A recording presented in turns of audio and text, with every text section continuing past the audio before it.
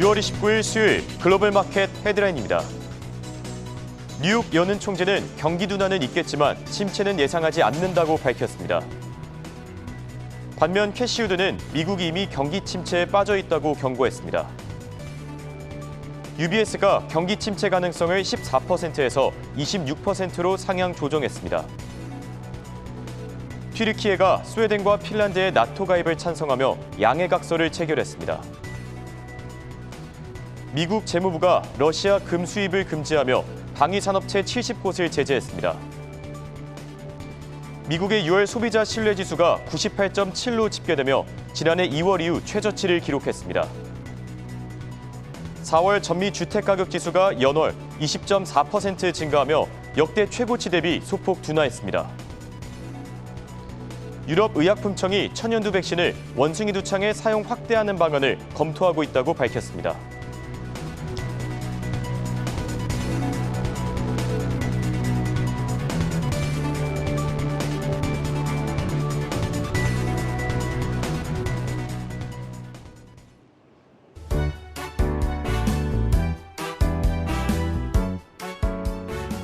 시청자 여러분 안녕하십니까? 굿모닝 환경 글로벌 마켓의 홍성진입니다. 오늘 미국 증시 연준 위원들의 발언과 경제 지표를 주시하며 3대 지수 일제히 하락했습니다. 현재 증시 변동성도 뜨거워지고 있고 경기 침체 가능성도 함께 불거지고 있는데요. 시장 변동성이 계속 확대되고 있는 상황입니다. 오늘은 시장 분석과 함께 투자 대응 방안까지 준비해봤습니다. 그럼 굿모닝 환경 글로벌 마켓 지금 시작합니다.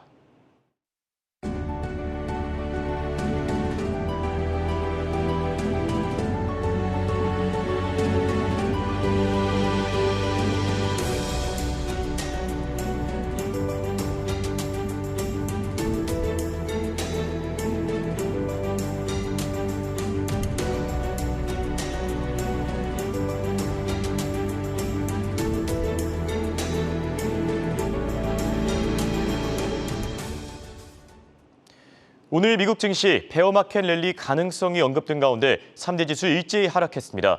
다우지수는 1.5% 하락하며 500포인트 가까이 빠졌고 S&P 500 지수도 2% 떨어지며 3,800선에서 거래를 마쳤습니다. 또 기술주 중심의 나스닥 지수 3% 크게 미끄러지며 11,100선에서 마감한 모습 참고하시기 바랍니다. 이날 유럽 주요국 증시는 중국의 코로나 봉쇄 조치 완화 소식을 주시하며 일제히 상승했습니다. 프랑스 까크 지수는 0.6% 뛰며 6,000선에서 독일 닥스 지수는 0.3% 오르며 강보합권에서 거래를 마쳤습니다. 아시아 쪽 상황도 살펴보시죠. 전일 국내 증시 엇갈린 흐름을 나타냈습니다. 상승 출발한 코스피 지수는 0.8% 오르며 2,400선을 지켜냈고 반면 코스닥 지수는 장중 하락 전환하며 0.1% 하락했습니다. 한편 중국 증시 4거래일 연속 상승세를 이어갔습니다. 상해 종합지수는 0.89%, 홍콩 항생지수도 0.35% 뛰었고 또 일본 증시 니케이 지수 역시 0.66% 오르면서 27,000선을 돌파한 모습 확인할 수 있습니다. 이어서 미국의 국채금리 상황 체크해보겠습니다. 전일 3.2%를 돌파했던 미국의 10년물 국채금리 장중 소폭 하락했지만 지금은 3.2%에서 거래를 마쳤고 또 통화정책에 민감한 2년물 국채금리는 3.1%에서 거래를 마쳤습니다. 그럼 더 자세한 시장 상황 미래에셋증권 미디어 컨텐츠 본부 서상영 본부장과 알아보겠습니다. 안녕하십니까? 네, 안녕하십니까? 네, 먼저 미국 증시의 전반적인 흐름부터 짚어주시죠. 일단 미국 증시는 중국의 코로나 규제 완화 소식과 경기 부양 정책에 힘입어서 상승 출발을 하긴 했습니다. 그렇지만 소비자 신뢰 지수와 더불어서 리치몬드 여는 지수가 둔화됨에 따라서 경기에 대한 자신감 상실로 매물이 출회되면서 하락 전환을 했고요. 특히 최근 상승폭이 컸던 기술주 중심으로 매물이 출회되면서 나스닥이 3% 하락을 했습니다. 대체로 최근 상승에 따른 차익 실현 욕구가 높은 가운데 지표 부진으로 경기 침체 이슈가 재부각되며 투자 심리가 위축된 데 따른 것으로 추정되고 있고요. 다우가 1.6%, 나스닥이 3%, S&P 500이 2% 하락을 했습니다. 하루하루가 살얼음판이다 이렇게 느끼는 분들 많을 텐데 하락 배경에 대해서 조금 더 자세하게 짚어주시죠. 일단 미국의 6월 소비자 신뢰지수가 작년 2월 이후에 최저 수준을 기록을 했고 특히 기대지수가 73.7에서 66.4로 크게 하락을 해서 2013년 3월 이후에 최저 수준을 기록을 했는데요. 이는 인플레이션 특히 가솔린 가격과 식품 가격 상승에 따른 우려가 증가한 영향으로 기대지수의 급락 급격한 하락은 올해 하반기 성장률이 약화될 뿐만 아니라 경기 침체 위험이 커질 수 있음을 시사했습니다. 한편 이제 리치먼드 연은의 제조업 지수가 지난달 발표나 예상을 크게 하회한 마이너스 19를 기록한 점도 경기 침체 우려를 더욱 자극을 했는데요.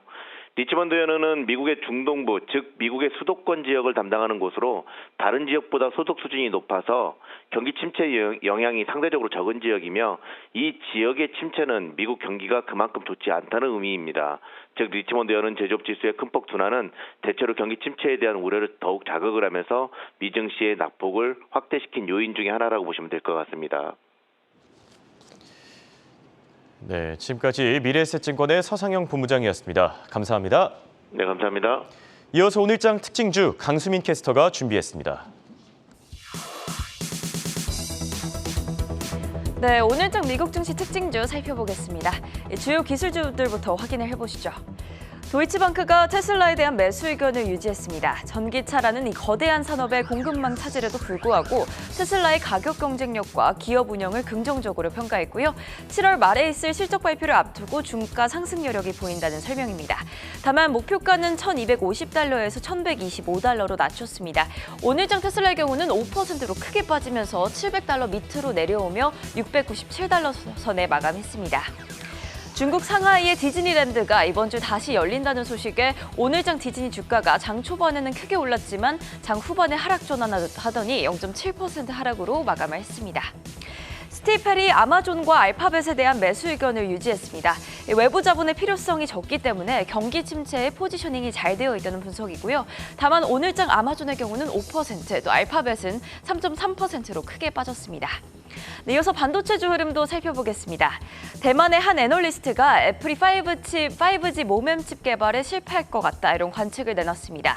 따라서 퀄컴이 내년 하반기에 나올 아이폰의 5칩을 공급하게 될 것으로 보이자 오늘장 퀄컴 주가가 3% 상승으로 마감했습니다. 반도체주 가운데 유일하게 상승 마감했습니다. 바클레이즈가 마이크론 테크놀로지에 대한 비중 확대 의견을 유지하긴 했지만 목표가는 105달러에서 75달러로 낮췄습니다. 장기적으로는 마이크론 주식을 보유하고 있는 것에 동의하지만 단기간으로 봤을 때는 마땅한 상승 여력이 없다는 평가입니다. 오늘장 마이크론은 1.5% 하락으로 마감했습니다. 중국의 코로나 규제 완화로 카지노 관련주들이 상승했습니다. 라스베가스 샌즈는 4%, 또 윈 리조트는 3% 오름세 기록했습니다. 에어비앤비는 2년 전에 전 세계를 대상으로 예약한 숙소에서 파티나 행사를 여는 것을 금지한 바 있습니다. 일시적인 조치인 줄 알았는데 앞으로도 계속해서 파티 등의 행사를 금지하겠다고 밝혔습니다. 오늘장 에어비앤비는 4% 가까이 빠지며 97달러 선에 마감했습니다. 어제 장 마감 후에 나이키는 시장 예상을 웃도는 실적을 발표했음에도 불구하고 월가에서는 나이키의 목표가를 줄줄이 하향한 바 있습니다. 도이치방크는 152에서 130달러로, 웨드부시는 139에서 130달러로 낮췄습니다. 주요 시장인 북미 쪽의 사업이 5%가 떨어졌고 중국의 매출이 20%나 감소했기 때문인데요. 오늘장 나이키는 7% 가까이 크게 하락했습니다. 중국이 입국자 격리 기간을 21일에서 10일로 단축하자 항공주들도 장 초반에 상승했습니다. 유나이티드 항공과 델타 항공, 또 아메리칸 항공 모두 장 초반에 상승하다가 장 끝에 하락 전환했는데요. 0.6%, 또 0.3%, 0.4% 하락으로 결국은 마감을 했습니다. 네, 금융주들이 스트레스 테스트를 통과하면서 이 대형 금융사들의 배당 확대 소식이 전해졌습니다. 골드만삭스는 배당금을 주당 2달러에서 2.5달러로 늘릴 예정이고요. 오늘장 1% 가까운 오름세를 나타냈습니다. 또 골드만삭스와 뱅크 오브 아메리카는 장 초반에 상승했지만 장중에 하락 전환하며 결국 0.4%와 0.2% 하락으로 마감했습니다. 워런 버핏이 이끄는 버크셔 해서웨이가 옥시덴탈 페트롤리움 주식을 16.4% 추가 매입했습니다. 이번 달에 추가 매입한 주식을 모두 합치면 버크셔 해서웨이는 옥시덴탈 페트롤리움 주식을 1억 5,350만 주를 갖게 되는데요. 90억 달러에 이르는 가치입니다. 오늘장 옥시덴탈 페트롤리움은 4.7% 상승으로 크게 올랐습니다. 어제장 가상화폐 거래소 FTX의 인수 가능성이 떠오르면서 로빈후드 주가가 급등했었죠.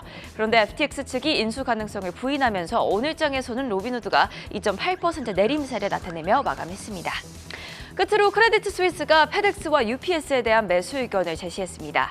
최근 주가 하락으로 이 매수 기회가 왔다면서 두 기업의 경영진과 대차 대조표를 긍정적으로 평가했고요. 오늘장 페덱스는 약보합권에서 다만 마감을 했고 UPS는 1% 하락으로 마감했습니다. 지금까지 미증시 특징주 살펴봤고요. 이어서 원자재 시황은 최보아 캐스터가 전해드립니다. 네, 국제유가부터 알아보겠습니다. G7 정상회의에서 나온 마크롱 프랑스 대통령의 발언으로 인해서 유가는 또 한 번 상승세를 기록했는데요. 산유국 협의체인 오펙 내에서도 유난히 생산량이 많은 아랍에미리트와 사우디아라비아의 원유 증산 여력이 거의 없다는 내용이었습니다. 아랍에미리트의 생산 능력은 현재 최대치에 달해 있는 상태라고 주장했고요. 사우디아라비아는 하루에 15만 배럴을 증산할 수는 있지만 향후 6개월 동안은 추가적인 생산 여력이 없다고 말했습니다. 오늘 장에서 WTI는 111달러 선에서 브렌트유는 117달러 선에서 거래됐습니다. G7 정상회의에서 러시아산 원유뿐 아니라 러시아산 천연가스의 가격에도 상한선을 설정하겠다는 움직임이 나오고 있다고 전해드린 바가 있습니다. 이와 관련해 러시아의 입장이 나왔는데요. 이 러시아의 크렘린궁 대변인은 이 러시아의 천연가스 기업인 가스프롬방크와 협상에 나서야 할 사항이라고 반발한 것으로 알려졌습니다. 이 등락을 좌우할 흐름이 나오지는 않은 가운데 오늘장 천연가스는 강보합권에서 마감하면서 여전히 6달러 선 유지하고 있습니다. 다음은 CRB 지수 알아보겠습니다. CRB 지수는 인플레이션 지수라고 불리기도 합니다. CRB라는 국제